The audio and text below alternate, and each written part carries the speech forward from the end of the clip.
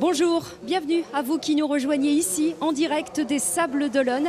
Nous va s'élancer dans exactement 6 minutes 30 maintenant le 8e Vendée Globe, le grand départ qui est donc attendu, c'est tout de suite, dans 6 minutes 30, je le disais à l'instant. On va le vivre ensemble pendant les 25 prochaines minutes avec vous, Anthony, bonjour. Bonjour. Notre journaliste sportif et puis également notre consultant François Gabard. Bonjour. Vous êtes le vainqueur du dernier Vendée Globe. Le record à battre, c'est le vôtre, 78 jours, 2 heures, 16 minutes. C'est ce record qu'espèrent bien sûr battre les 29 skippers de cette 8e édition. Alors, ils sont en train de vivre les dernières minutes, je le disais juste avant le départ.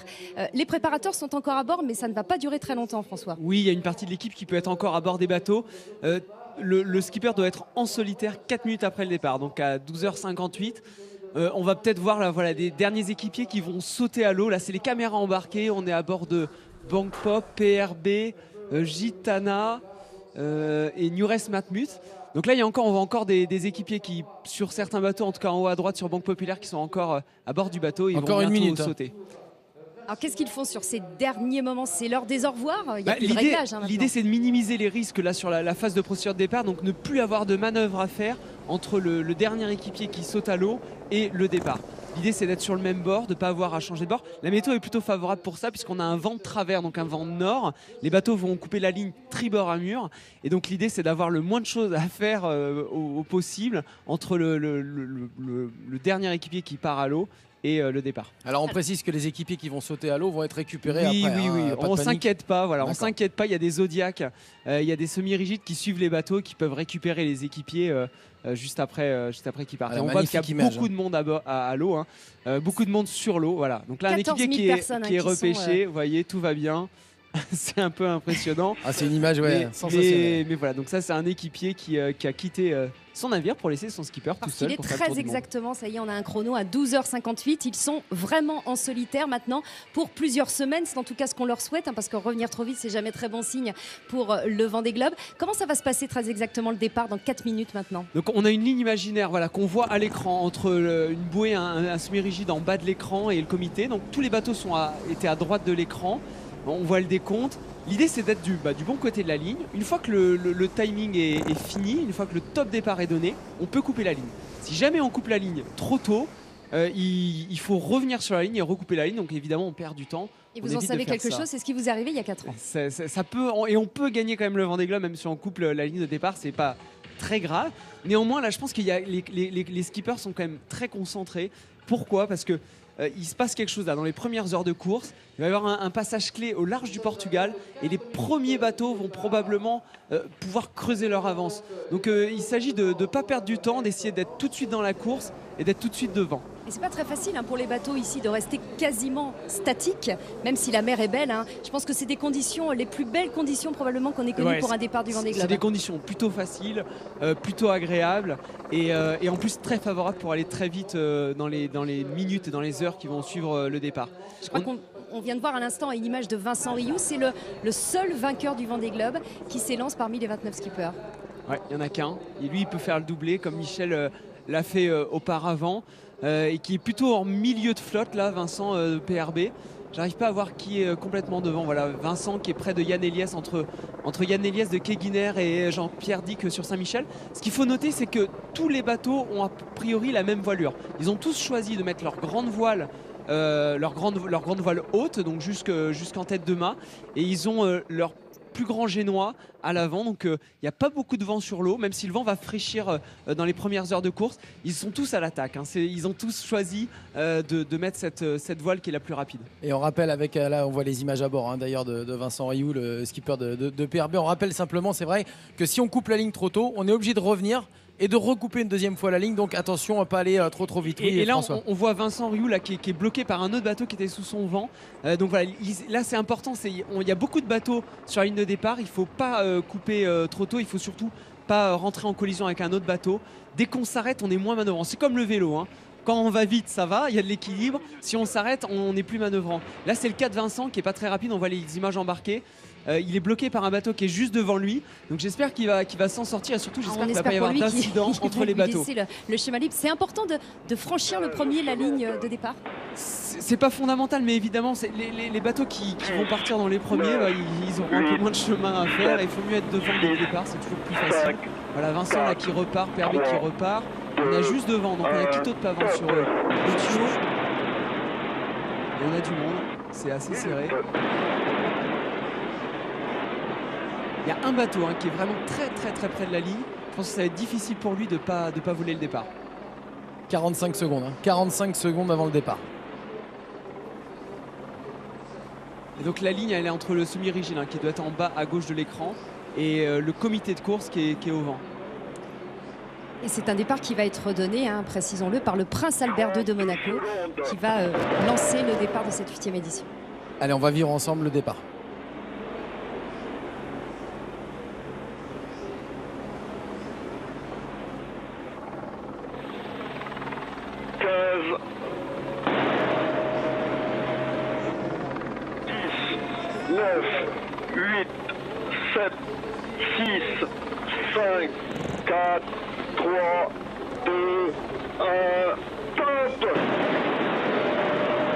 Et c'est parti. Et c'est parti, a priori c'est un bon départ d'ailleurs sous le vent de SMA qui a choisi donc de partir sous le vent. Paul Meillat. Et au vent j'arrive pas à voir qui c'est qui est en tête, on a une petite image, on voit pas grand chose. Non, il y a PRB comme milieu de flotte, il y a le Souffle du Nord un petit peu au vent, Quito de Pavin sur Otio aussi là, qui est bien parti. Bon, c'est un bon départ. Donc déjà, il n'y a pas eu a priori de collision, en tout cas sur les images qu'on a nous à l'écran, ce qui est déjà une bonne première nouvelle. Ouais, voilà, c'est la bonne première nouvelle. Et plutôt un bon départ de SMA sous le vent qui est dégagé, qui n'a pas pris de risque. C'est plutôt pas mal. Pas vraiment un hasard que vous regardiez ce bateau. C'est le vôtre, celui avec lequel vous aviez gagné il y a 4 ans. Il connaît le chemin, il n'est pas très loin de la ligne de départ. Il était un petit peu trop près il y a 4 ans. C'est vrai que j'ai forcément un affectif très fort avec ce bateau. Il me rappelle de bonnes émotions. Et là, on voit donc à bord Vincent Rioux. Quand on le voit tourner les manivelles, c'est pour border les voiles. Voilà, donc c'est pas pour le plaisir, c'est juste pour essayer de bien régler ses voiles. Il est abrité, donc il essaye de se dégager pour voir ce qui se passe devant lui. Vous parliez tout à l'heure des options à choisir entre la grande voile, petite voile justement. Est-ce que là tout le monde est parti avec grande voile? De ce que j'ai vu, tout le monde, donc voilà, on voit bien là sur ces images, tout le monde est parti grand voile haute avec son Génois ou son J1. Donc voilà, on a à peu près les mêmes configs. Et le projet Imagine là, qui est lui plutôt sous code 0, donc lui il a même pris encore plus de risques. Mais il n'a pas l'air d'être pour le moment plus rapide, au contraire. Là c'est Quito de Pavin sur Otio qui est vraiment et Tanguy de la Motte au vent. C'est les petits cœurs rouges qui ont pris un très bon départ au vent. Donc bon départ de Tanguy, Quito et Paul Meillat. C'est les 3 meilleurs départs. Et PRB qui est rapide dans ces conditions-là. On rappelle que c'est un des favoris et qui n'est pas foiler. Mais là pour le moment il n'y a pas encore beaucoup de vent. Les foilers vont se régaler la nuit prochaine. Mais pour le moment Vincent en profite. On rappelle simplement pour les foilers, ce sont ces appendices, les foils qui sont sur les côtés des bateaux pour évidemment ces nouvelles générations de bateaux. Voilà, on a des bateaux assez différents sur la course. PRB fait partie de l'ancienne génération et c'est un bateau par contre qui est très fiabilisé, que Vincent connaît sur le bout des doigts. Et donc pour le moment qui s'en sort plutôt bien et actuellement c'est PRB qui est le bateau le plus rapide. Alors précisons qu'il y a donc 29 skippers qui prennent ce départ, 14 qui n'ont jamais fait le Vendée Globe, 15 qui l'ont déjà connu, dont le PRB ici, Vincent Rioux, et pour cause. C'est sa 4e participation à Vincent Rioux et il a remporté, non pas la précédente édition, c'était vous, mais celle d'avant. 2004-2005. Et il part bien, PRB. Ouais, il part bien, mais il est suivi par un groupe là avec les favoris. Je pense à Jean-Pierre Dick sur Saint-Michel-d'Irbac qui est juste derrière. Et surtout Armel sur Banque Populaire et Sébastien Josse sur Gitana. Vous savez bien, je l'ai répété, c'est mon trio de favoris et pour le moment ils sont déjà là. Première info, Bertrand de Borg est obligé de te faire demi-tour apparemment, il aurait mordu la ligne. On va avoir évidemment la confirmation dans quelques instants, mais il devrait faire demi-tour Bertrand de Borg. Bertrand de Borg qui à 4 ans avait eu un problème technique sur le départ. Donc là c'est le départ qui lui réussit pas, mais il sait que la course est longue. Donc, c'est pas grave, ça va repartir. Il en a déjà franchi les lignes, Bertrand de Borg. C'est son 4e Vendée Globe ici. Il connaît bien le large des Sables d'Olonne. Et puis cette descente du chenal qu'on a vécue tout à l'heure, les 29 bateaux qui ont quitté les pontons des Sables d'Olonne toutes les 4 minutes, entre 8h50 et 10h42. C'est Vincent Rioux d'ailleurs qui avait fermé la marche. On le voit ici maintenant, c'est terminé cette émotion de descente du chenal. C'est une autre émotion, c'est celle du départ. Là on est dans la course, on n'est plus en famille, on n'est plus avec les équipiers, on est le compétiteur. Et là on est dans l'action surtout, il y a tellement de choses à faire, il y a tellement de paramètres à gérer. Imaginez, ils sont tout seuls sur un bateau de 18 mètres, il y a des bateaux partout autour. Là sur l'écran, on a l'impression que les bateaux sont espacés, mais quand on est à bord, on a vraiment l'impression que tout le monde est très proche. Il y a aussi les bateaux spectateurs qui étaient dans une zone protégée à l'extérieur de la ligne de départ, qui maintenant vont pouvoir venir au contact des bateaux. C'est un grand bazar, ça fait plaisir parce que c'est un joli spectacle. C'est aussi un risque, il y a 800 bateaux. C'est un risque pour les marins. Là, ce qu'on veut, c'est surtout pas avoir de problème entre les bateaux, avec les bateaux spectateurs. C'est dur, on est tout seul sur un bateau, on peut pas regarder partout tout le temps autour de nous.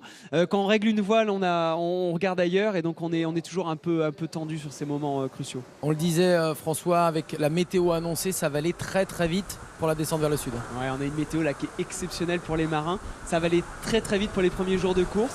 Donc là on est au reaching avec le vent qui vient de travers, un vent nord qui est plutôt bon. On voit Bertrand de Broc là à l'écran qui est donc en effet en train d'empanner, qui va repasser la ligne de départ. C'est pas grave, j'ai fait ça il y a 4 ans et ça s'est bien terminé. Donc Bertrand, on lui souhaite que du bon et ça va repartir que ça peut lui porter de plus belle. Exactement, pour le moment ça a l'air assez compliqué parce qu'ils ont mis toute leur voile à l'avant du bateau et on voit que la grande voile, le génois qui est à l'avant du bateau a du mal à passer, il est coincé dans les autres voiles. C'est compliqué de manœuvrer sur ces bateaux-là. C'est pour ça que je disais tout à l'heure, on essaye de manœuvrer le moins possible. Et là, les autres bateaux ont réussi à partir sur un bord sans virer de bord, sans empanner. Bertrand, lui, a été obligé de faire ces 2 manœuvres-là. Alors, les 3 premiers pour le moment, en ce début de course, c'est Vincent Rioux sur PRB, suivi de Tanguy Delamotte, avec également bien dans son sillage Sébastien Josse sur Gitana. Ouais, et PRB là, qui fait vraiment la différence. Il va vraiment plus vite. On voit en quelques minutes l'écart de vitesse avec Tanguy Delamotte qui était à son vent. C'est vraiment Vincent là, qui est le leader à bord de son bateau PRB, un bateau vendéen. Je crois que là il doit faire plaisir à son sponsor en prenant un départ comme celui-là. On le voit, il surveille qui, le reste de la flotte ou plutôt son bateau là? Il surveille devant, je pense qu'il surveille les bateaux spectateurs. Il a quelque chose là, sur la poitrine, c'est son pilote automatique. C'est-à-dire qu'on a une télécommande de pilote automatique. Là, les marins ne sont pas à la barre. C'est le pilote qui prend sa décision, qui va d'ailleurs prendre cette responsabilité pendant de nombreuses heures pendant le Tour du Monde. On va barrer peut-être 2, 3, 4, 5, 10% du temps sur un Vendée Globe, pas plus. Le reste du temps, c'est le pilote automatique. On lui donne un cap et le pilote suit le cap qu'on lui donne. Et là, l'ensemble de la flotte, le reste, qui est un peu à l'arrière, forcément. Ici, on aperçoit les différents bateaux qui sont donc derrière PRB. On va rejoindre dans quelques instants Gaël Robic, puisque lui, il a la chance d'être tout près parmi les bateaux. Alors, je ne sais pas lequel c'est, mais lui, il a pu embarquer à bord d'un semi-rigide pour suivre ce départ. Alors, il y a beaucoup d'ambiance sur l'eau avec derrière nous Arnaud Boissière qui a pris un bon départ. Également Thomas Ruyant que l'on aperçoit ici avec le projet Imagine, bord à bord avec Quito de Pavan. En revanche, derrière, il y a déjà un deuxième groupe avec un départ relativement tranquille du japonais Kojiro Shiraishi qui est tout simplement en dernière position avec Bertrand de Broc qui a coupé la ligne également. Alex Thompson qui est là-bas derrière et qui est au milieu de la flotte. Mais vous le voyez, beaucoup d'embarcations autour de nous. Avec là-bas le PRB de Vincent Rioux qui est en tête avec Thomas Ruyant qui pour sa première participation a pris un excellent départ. Et on le voit, Thomas Ruyant qui est un des seuls à avoir mis le code 0, donc une voile un peu plus grande que les autres. Il a pris des risques, Thomas, sur le départ, mais pour le moment ça a l'air de payer. On voit sur les images là, les bateaux qui sont le plus au vent sont avec les bateaux spectateurs. Là, la mer est blanche, c'est pas parce qu'il y a tempête, c'est parce qu'il y a tellement de bateaux qu'il y a des vagues qui se créent sur le plan d'eau. C'est pas facile de naviguer dans ces conditions-là. Et les bateaux qui sont le plus au vent, donc en haut de notre écran, se retrouvent comme Safran, se retrouvent dans ces vagues liées aux bateaux à moteur. Et c'est pas facile d'aller vite dans ces conditions. On va retrouver tout de suite notre autre journaliste. Il y a Gaël Robic qui est en mer et puis il y a Eric Sintas qui lui est dans les airs à bord d'un hélicoptère. C'est parti très vite, vu d'où vous êtes, Eric. Oui, c'est parti très vite et pour l'instant ce que l'on peut dire c'est qu'il y a certains bateaux qui sont même gênés par les vedettes très nombreuses du public. Notamment je pense au bateau de Morgan Lagravière Safran qui est un petit peu dans les vagues là-bas. Il va falloir qu'il se sorte de là, Morgan, sinon ça va être un petit peu difficile pour lui. Et puis Thomas Ruyant de l'autre côté avec Paul Meillat sont bien dégagés. Dans l'axe de PRB derrière Tanguy Delamotte et Jean-Pierre Dix sur Virbach sont dans son axe derrière avec Gitana, mais Morgan Lagravière là doit vraiment se dégager. Il y a un bateau de la SNSM qui vient pour essayer de faire partir les bateaux du public. Voilà, il est en train de prendre un petit peu sur la droite là pour pouvoir se dégager. C'est pas simple pour lui. Et on voit Thomas Ruyant là ici de l'intérieur, effectivement. Les images embarquées, ça c'est vrai que c'est une nouveauté. Et on aura la chance d'avoir ça tout au long du Tour du Monde. C'est des caméras qui sont à l'intérieur qui permettent d'envoyer par image satellite les images. C'est vraiment la nouveauté technologique qui nous permet de partager ce qu'on vit à bord pendant tout le Tour du Monde. Thomas Ruyant qu'on ne connaît pas très bien, mais qui peut faire partie des surprises de ce Vendée Globe. Ah, c'est l'un des outsiders, François. Ouais, c'est un outsider, il a un très bon bateau. Un bateau un petit peu âgé, hein, c'est Groupe Bell, l'ancien Groupe Bell qui a été mis à l'eau en 2007. C'est un bateau qui a presque 10 ans, mais c'est un bateau qui à l'époque était très très rapide et qui est toujours rapide et surtout un bateau qui est assez facile, un bateau léger et on a besoin de mettre moins de toile pour avancer vite avec ce bateau et c'est parfois plus facile. Et qui n'a pas de foil. On va revenir sur ces foils, ces sortes d'ailerons, de moustaches, on peut dire, qui sont sur les côtés. 7 bateaux en sont équipés cette année pour ce Vendée Globe, sur 29 au départ. Ils peuvent changer la donne sur ce Vendée Globe. On sait qu'il y a des risques aussi. Regardez, on les voit à l'écran justement, les foils. Le foil d'Hugo Boss, pour le moment, Hugo Boss, il est un petit peu dans les dévents des autres bateaux, donc il n'arrive pas à aller encore à fond la caisse. Mais dès que le bateau va accélérer, ces appendices, ces nouveaux appendices, vont pouvoir s'appuyer dans l'eau, permettre au bateau de s'alléger et d'accélérer. Et ça, c'est vrai que c'est une grosse différence qu'il y a entre les bateaux. On a 6 foilers au départ. 7 foilers au 7 départ. foilers dont 6 de nouvelle génération avec des bateaux de nouvelle génération. Et Jérémy Bayou qui a lui fait le choix sur un ancien bateau de rajouter des foils. On voit là Banque Populaire avec Armel Lecléache qui lui aussi donc a les foils qui pour le moment traîne un peu dans l'eau, mais dès que le bateau va accélérer, ça va être redoutable. Vous allez saluer Armel Lecléache, on a vécu ça en direct ce matin. Armel Lecléache, rappelons-le, vous l'avez battu de 3h17 il y a 4 ans. Il veut tenir sa revanche. Il a été 2 fois deuxième dans le Vendée Globe, Armel Lecléache. C'est pas gentil de rappeler tout ça. Heureusement, il nous entend pas, Armel. Je lui souhaite que du meilleur, que le meilleur, évidemment. Il a une revanche à prendre et voilà, je pense qu'il fait partie des favoris. Et vous êtes d'ailleurs allé lui dire juste avant le départ. Il le sait, il est là pour gagner, Armel. On va retrouver Eric Sintas tout de suite à bord de l'hélicoptère. Avec ce qui est assez surprenant, on a vu Tanguy de la Motte et son bateau ancienne génération, pourrait-on dire, à la lutte avec Sébastien Josse sur Gitana 16 et Jean-Pierre Dick sur Villac Papin, qui sont quasiment sur la même allure. Lui qui n'a pas de moustache, pourrait-on dire, il arrive à tenir l'allure de ces deux bateaux. Derrière, bien sûr, PRB qui est devant, mais c'est assez paradoxal de voir, pour l'instant, c'est vrai qu'en début de course, de voir ce bateau-là résister aux deux anciens. Et vous voyez sur l'image, le groupe Keguiner de Yann Eliès qui est devant Armel Lecléache de Banque Populaire, l'ancien avec les dérives, le nouveau avec les moustaches. Mais petit à petit, vous voyez que Banque Populaire gagne sur Yann Eliès et Morgan Lagravière au fond a réussi à se décaler de la flotte des bateaux suiveurs. On n'est qu'à 11 minutes de course et on voit déjà les premiers écarts se faire. Vincent Rioux nous avait dit en début de semaine, je vais partir très très vite. Ouais, Vincent, il sait très bien ce qui va se passer dans les premières heures de course. Il sait que son bateau là est très véloce dans les conditions actuellement. Ça va être plus dur cette nuit, puisque dès que les bateaux vont accélérer, ces nouveaux bateaux, ces foilers vont vraiment accélérer. Donc il fait tout ce qu'il a à faire, il le fait très bien, il a pris un excellent départ, il règle parfaitement son bateau et pour le moment c'est clairement le plus rapide.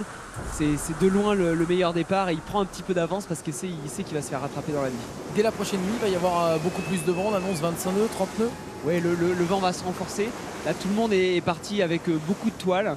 Mais dès les premières heures de course, je pense que d'ici 1 à 2 heures, il va falloir réduire la toile. C'est-à-dire qu'on va donc sortir la voile, la grand voile qu'on a à l'avant. On va passer sur une voile un peu plus petite, on va prendre des riz. Ça va être pas mal de boulot, de manœuvre là, dans les heures qui vont suivre. On parle souvent on parle souvent des mers australes et de la difficulté que c'est de vivre très isolé quand on est vraiment dans le Grand Sud. Mais le golfe de Gascogne, c'est aussi un écueil auquel se sont heurtés beaucoup de skippers dans les précédents Vendée Globe. Le golfe de Gascogne peut être terrible. On sait bien qu'il y a des tempêtes qui passent des fois l'hiver en France. Donc le golfe de Gascogne peut être terrible. À la différence des mers australes, c'est qu'on est près des côtes. Donc ce qui est parfois difficile à la navigation. En revanche, les moyens de secours forcément sont plus faciles à mettre en place. Quand on est dans les mers australes, il faut bien comprendre que les concurrents là, qui partent sur le Vendée Globe vont aller dans des endroits où il y a simplement là, c'est les mers australes. Quand on est vraiment sur cette carte, on est en plein dedans. C'est-à-dire des milliers de kilomètres de toutes les côtes. Il n'y a pas de cargo, il n'y a pas de pêcheurs, il n'y a personne. Il n'y a que des nous. icebergs éventuellement. Voilà, et on est hors de portée des hélicoptères si jamais il y a des secours à venir. Donc voilà, c'est quand même des zones. Il n'y en a pas beaucoup c'est aussi pour ça sur qu'on la y va au Terre, Vendée des zones Globe, comme ça. Alors c'est pour essayer d'aller dans des endroits qui sont assez exceptionnels et c'est vrai que en tant que marin, aller vivre les surfs des mers du Sud, c'est c'est des sensations extraordinaires. On rappelle 25 000 milles à parcourir, 3 caps à passer, le cap de Bonne-Espérance, le cap Lewin, le cap Horn, avant de la remontée évidemment bien sûr sur l'Atlantique. Tout ça sans escale, sans assistance, en solitaire, bien sûr. Le Vendée Globe, c'est comme ça depuis 27 ans. On a gagné 31 jours entre la première arrivée en 1989 et la vôtre, il y a donc 4 ans. On peut aller jusqu'où comme ça dans les records? On voit que ça part déjà très vite. Faut pas se donner de limite. Je comprends pourquoi on veut se donner de limite. Il n'y a pas de limite. Ça va être battu d'ailleurs, François, vous pensez cette année? Probablement. En plus, là, ils ont des conditions exceptionnelles pour partir. Ils vont aller très très vite. Le record pour aller jusqu'à l'équateur, vraisemblablement, va être battu. Et il y a de grandes chances derrière. Il n'y a pas de raison que les bateaux ralentissent. Et d'édition en édition, on ira toujours de plus en plus vite. Et peut-être qu'un jour, alors, je ne sais pas si dans 50, 100 ans ou 500 ans, on fera le tour du monde en 10 jours. Wow. On n'y est pas encore. Wow. Non, il faut être un peu patient. En tout cas, il faut dire une chose. Déjà joli. Il faut dire une chose, c'est que si les skippers qui sont là veulent battre votre record, il faut qu'ils arrivent très exactement avant le 23 janvier prochain. Ça va venir vite finalement. 11 semaines en mer, ça passe vite. Tout est relatif, le temps en mer. Quand on est en mer en général et en course, c'est vrai que ça passe plutôt très vite. Oui, je pense qu'ils vont pas avoir le temps de voir passer les choses, alors qu'on voit là Vincent qui est juste devant le bateau de Tanguy de la Motte et qui est dans les vagues des bateaux spectateurs. Il passe même dans les dévents, il y a des bateaux de plaisance qui ont mis leur voile. C'est beau de pouvoir partager un peu ce qu'on vit, d'être aussi proche des bateaux spectateurs. Des fois on peste un peu quand on est dans leurs vagues et que ça nous fait ralentir. L'essentiel, j'espère qu'il n'y aura pas d'incident, j'espère que tous les bateaux spectateurs vont être très attentifs pour évidemment pas gâcher la course d'un des bateaux. On va retrouver tout de suite. Oui. On va retrouver tout de suite Gaël Robic. Il est tout près d'un bateau du 3e du dernier Vendée Globe, c'est celui d'Alex Thompson.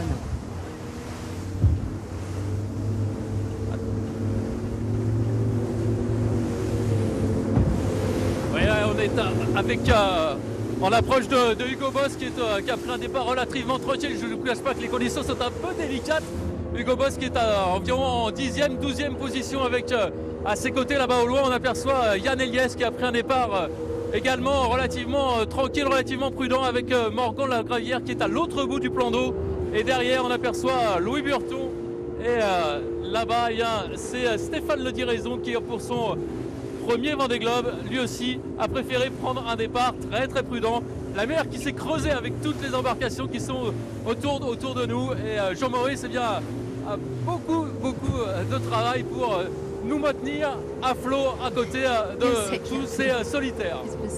Quand on voit les images des bateaux, en hélicoptère, on n'a pas l'impression que ça va si vite, mais quand on est embarqué, on se rend compte de la vitesse des bateaux. Là, on est sur un bateau à moteur qui est quand même presque à fond la caisse et qui a du mal à suivre les bateaux à voile. Et on se rend compte aussi, là, ils doivent être à 15 nœuds, je dirais à peu près 25-30 km à l'heure. Et on voit bien que Gaël, qui est à l'arrière de la flotte, le plan d'eau est tout de suite un petit peu mouvementé, parce que tous les bateaux créent des vagues et il y a tellement de bateaux sur l'eau que le plan d'eau est agité. Et malheureusement, plus les bateaux vont être à l'arrière. Là, on voit Quito qui a choisi de partir plutôt sous le vent, en bas de notre écran, qui lui est plutôt tranquille en fait, parce qu'il a pas trop de bateaux à moteur autour de lui. Et finalement, il peut tracer sa route sans être trop perturbé. Vaut mieux ouvrir la voie. On a vu avec Vincent Rioux, même là avec Quito de Pavan, vaut mieux être tranquille et être devant dans son bord et pas avoir personne à côté. C'est souvent comme ça en voile. Il faut bien comprendre que les autres voiliers peuvent nous perturber le vent. Donc les bateaux qui sont devant souvent perturbent un petit peu le vent, et quand on est derrière, on se retrouve avec un vent qui est un petit peu moins bon. Et ça risque aussi d'être le cas d'ailleurs dans les jours qui viennent, avec une météo qui est plutôt favorable pour les bateaux qui seront aux avant-postes. Et voilà Gaël qui se rapproche du bateau si reconnaissable d'Alex Thompson. C'est le seul à être tout noir. Magnifique bateau. Il est joli. Après, les goûts et les couleurs, c'est difficile à juger, mais c'est vrai que je trouve que ce bateau, d'un point de vue design, est assez magique. Et surtout, il a des choix aussi techniques et architecturaux qui sont audacieux, mais qui pour le moment sont plutôt très bons, et c'est un bateau qui est capable d'aller très très très vite. Alex Thompson qui espère être le premier Britannique à remporter, même le premier étranger à remporter le Vendée Globe. C'est son 4e, il avait fini 3e, je le rappelle, lors de la précédente édition, à 2 places de la vôtre. Allez, on va aller voir peut-être Eric Saintas qui est au-dessus du bateau de Vincent Rioux, au-dessus de PRB. On est juste un petit peu derrière Vincent Rioux. Ceci pour vous dire que derrière Quito de Pavan, dont parlait François tout à l'heure, il y a Arnaud Boissière aussi qui a décidé de se mettre sous le vent, et justement de profiter du fait qu'il n'y a pas trop de bateaux suivants de ce côté-là pour tracer sa route doucement. On va arriver nous sur Hugo Boss qui est un petit peu derrière. Et c'est vrai que l'anglais Alex Thompson est pour l'instant un petit peu en retard. Mais ceci dit, il est vraiment à vue des autres. Il n'y a pour l'instant pas de creux très formés, pas de trous au niveau des ponts suivants. On voit la préparation des skippers. Les skippers français qui s'entraînent ensemble au pôle Finistère course au large ont l'habitude de ce type d'exercice, les départs. Alex, il a fait un choix, enfin il ne s'entraîne pas avec ses autres skippers. Et du coup l'exercice très technique du départ est pas facile. Et là il a pas pris le meilleur départ. Mais encore une fois sa machine est redoutable et je pense qu'il sera capable de revenir dans la nuit. Et on va vivre ensemble la suite de ce départ du Vendée Globe que vous avez choisi de ne pas faire très rapidement. Expliquez-nous, vous c'est le multicoque désormais. Ouais, j'ai la chance de naviguer aujourd'hui sur le trimaran massif, un multicoque, un bateau magnifique mais donc, qui ne peut pas participer à cette course qu'est le Vendée Globe, donc qui se court sur des monocoques. Je prépare actuellement donc un tour du monde l'an prochain, dans un an. Je vais repartir au tour du monde en solitaire, mais ça sera en record. Il n'y a pas un petit pincement au cœur là de les voir partir? Non, il y a beaucoup de bonheur parce que j'aime bien, j'adore cette course et voir ces belles images, ça me fait plaisir. On est bien aussi des fois à terre, faut pas être toujours en mer. Rapidement, votre trio, votre pronostic. Moi j'avais donné dans mon trio de tête Vincent Rioux sur PRB, Armel Lecléache sur Banque Populaire et Sébastien Josse sur Gitana. Je pense que c'est 3 bateaux qui ont un petit peu d'avance par rapport au reste de la flotte. Néanmoins, c'est rarement les favoris qui gagnent le Vendée Globe et ils sont 5-10 derrière à pousser. Et là, on le voit bien d'ailleurs sur le départ. Vincent, qui était un de mes favoris, qui prend un excellent départ. Et derrière, il y a Tanguy, il y a Jean-Pierre qui prennent des très bons départs aussi. Donc la course va être très belle. Vous en savez quelque chose, vous n'étiez pas favori il y a 4 ans et pourtant vous aviez remporté cette édition, je le rappelle, en 78 jours, 2 heures et 16 minutes. C'est donc le record à battre pour cette édition, la 8e du Vendée Globe. Je vous remercie d'avoir suivi avec nous ce départ du Vendée Globe. Une course que vous pourrez bien sûr suivre chaque jour avec nous sur France Télé. Merci à vous, merci François Gabard, merci Anthony. Merci.